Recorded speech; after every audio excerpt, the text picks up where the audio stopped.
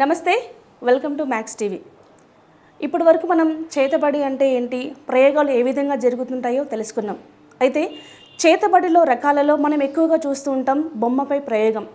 నిజంగానే బొమ్మపై ప్రయోగం చేస్తే సక్సెస్ అవుతుందా? మరి ఈ విషయాన్ని మనకు తెలియజేయడానికి స్టూడియోలో ఉన్నారు రాజన్ నంబూద్రి గారు. మరి వారిని అడిగి మరిన్ని విషయాలు తెలుసుకుందాం. నమస్కారం గురుగారు. నమస్కారం గురుగారు, ఇదివరకు మీరు చెప్పారు చేతబడి అంటే ఏ విధంగా ఉంటుంది, ఎన్ని రకాలుగా ఉంటుంది, ఒక్కొక్కరికి ఒక్కొక్క ప్రయోగం జరుగుతుంది అని చెప్పారు. అయితే మనం ఎక్కువగా చూస్తూ ఉంటాం బొమ్మలతో ప్రయోగం జరుగుతూ ఉంటుంది. ఎందుకని బొమ్మలను ఎంచుకుంటూ ఉంటారు? దానివల్ల ఎటువంటి మనకి ప్రయోగం జరిగే అవకాశం ఉంది? తప్పకుండా. అంటే మనకు వచ్చినటువంటి మెయిల్స్ మెసేజ్ ద్వారా వాళ్ళకి అనుమానం వచ్చింది కాబట్టి మనం చెప్పడం జరుగుతుందమ్మా. ముందుగా సింహ గణపతి దేవతాభ్య నమః. చూసే వీక్షబంధువులకి నమస్కారం. ఎప్పుడైనా కూడా ఒక 10 మంది ఉన్నారు, 5 మంది ఉన్నారు, 6 మంది ఉన్నారు, ఒక కుటుంబం ఉందనుకోండి. ఆ కుటుంబం విడికొట్టాలి అప్పుడే ప్రయోగాలన్నీ కూడా ఒక విచిత్రంగా చేయటం అని జరుగుతుంది. ఓకే.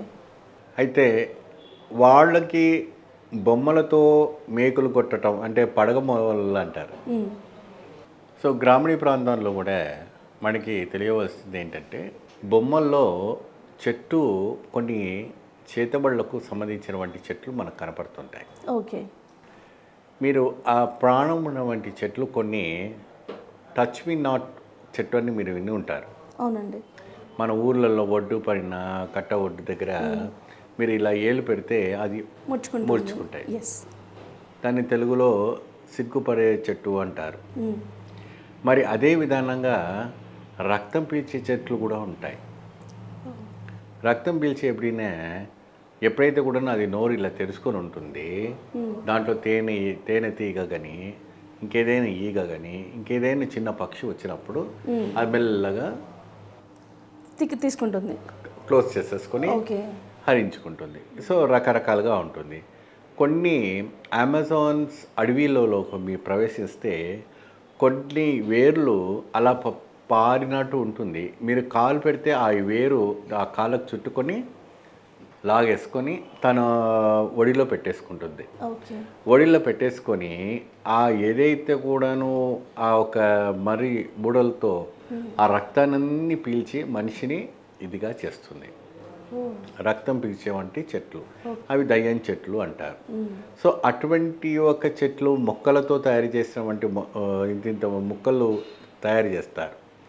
ఆ తయారు చేసినటువంటి దాంట్లో వారి పేరు, వారి గోత్రము, వారి నక్షత్రము ఆ బొమ్మ వెనుకల రాసి ఒక సూర్యగ్రహణ అమావాస్య రోజున, లేదంటే చంద్రగ్రహణ అమావాస్య రోజున, లేదా అష్టమి రోజున, లేదా మంగళవారం రోజున ఏదైనా విశేషమైన భూత పేత పిశాచాలు అంటే దేవాలయము కట్టివేసి మూసివేసిన సమయంలో ఈ శుద్ధ ప్రయోగాలు అన్నీ చేస్తుంటారు.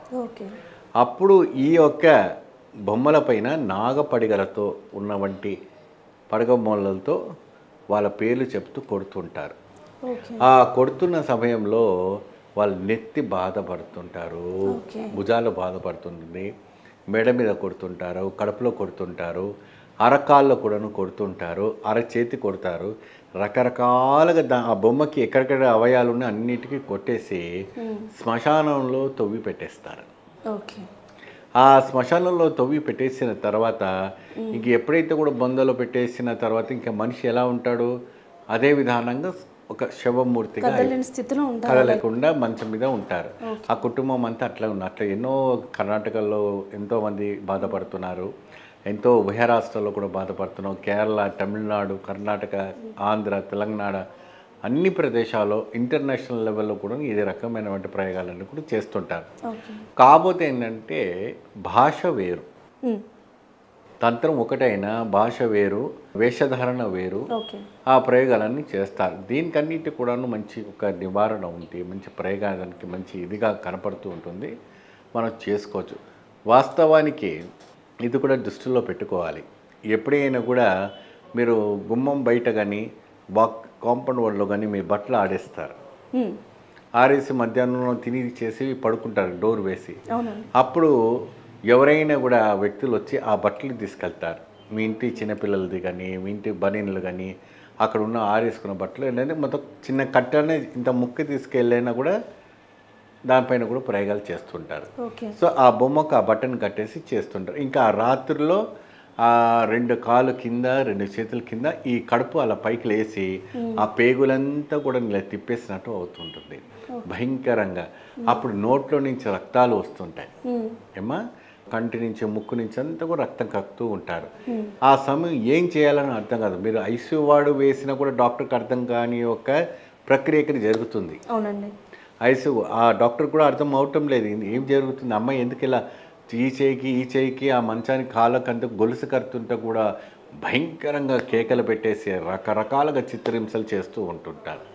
ఆ చిత్రహింసలు చేసే సమయంలోనే వాడు ఇంజెక్షన్స్ ఇచ్చి వాళ్ళకి అనేక రకమైనటువంటి మత్తులకు పోయినప్పటికి కూడా అన్కాన్షియస్లో అవుతారేమే తప్ప రికవర్ కాదు. ఇది సైన్స్, ఇది ఒక రకమైనటువంటి పీరియడ్ ఆమెలో ఎంటర్ అయింది కాబట్టి ఈ రకంగా ప్రవర్తిస్తున్నది, లేదంటే మేధస్సు కొద్దిగా ఇదిగా ఉందనేసి వాళ్ళు అంటే సైన్స్ రూపంగా వాళ్ళు ఆలోచిస్తారు. కానీ సాధారణంగా దీనికి ప్రయోగం జరిగింది గుర్తుపట్టడానికి మంచి గురువులు కావాలి, మంచి సిద్ధహస్తులు కావాలి.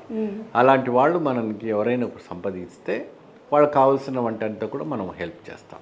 ఓకే గురుగారు, అలాగే మీరు నిజంగానే చెప్పారు సైన్స్ వాళ్ళు కాబట్టి ఎక్కువగా ఈ కాలంలో నమ్మడం లేదు అని చెప్పేసి. వాస్తవానికైతే గతంలో అంటే ఒక 30-40 ఇయర్స్లో ఏ బ్యాక్ వెళ్ళినప్పుడు ఇదంతా కూడా మనం చూసాం, పెద్దవాళ్ళు నమ్మారు, దానికి పరిష్కారం నమ్మిన వాళ్ళకి పరిష్కారం దొరికింది. బట్ నవేడేస్ ఇప్పుడు అలా చేస్తే కనుక ఈ రోజుల్లో కూడా ఇలా ఉన్నాయా, ఇంకా నమ్ముతున్నారా అని చెప్పేసి పెద్దవాళ్ళ మాటను కూడా తీసేసి వాళ్ళు ఎంతసేపు హాస్పిటల్లో పెడుతూ ఉంటారు, నమ్మరు.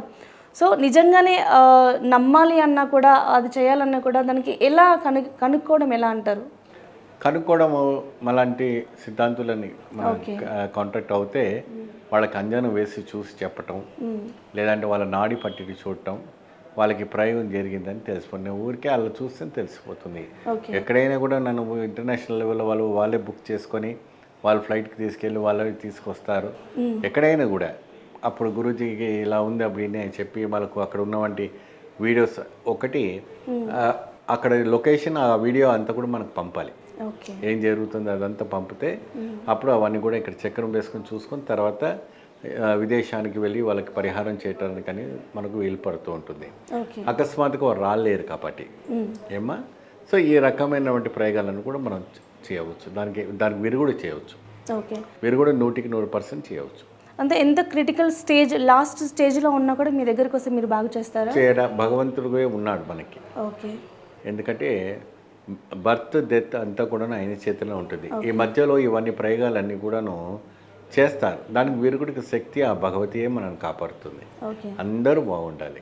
సో గురుగారు చెప్పినట్టుగా ఇలాంటి సమస్యలతో ఎవరైనా బాధపడుతున్నట్టయితే చక్కటి పరిష్కార మార్గం గురుగారి దగ్గర ఉంది. మీకు పరిష్కారం దొరకాలంటే కనుక స్క్రీన్ పైన కనిపిస్తున్నటువంటి నెంబర్కి కాల్ చేసి గురుగారు అపాయింట్మెంట్ తీసుకోవచ్చు. థ్యాంక్ యూ గురుగారు. నమస్తే. సర్వే జనం సుఖినో భవంతు.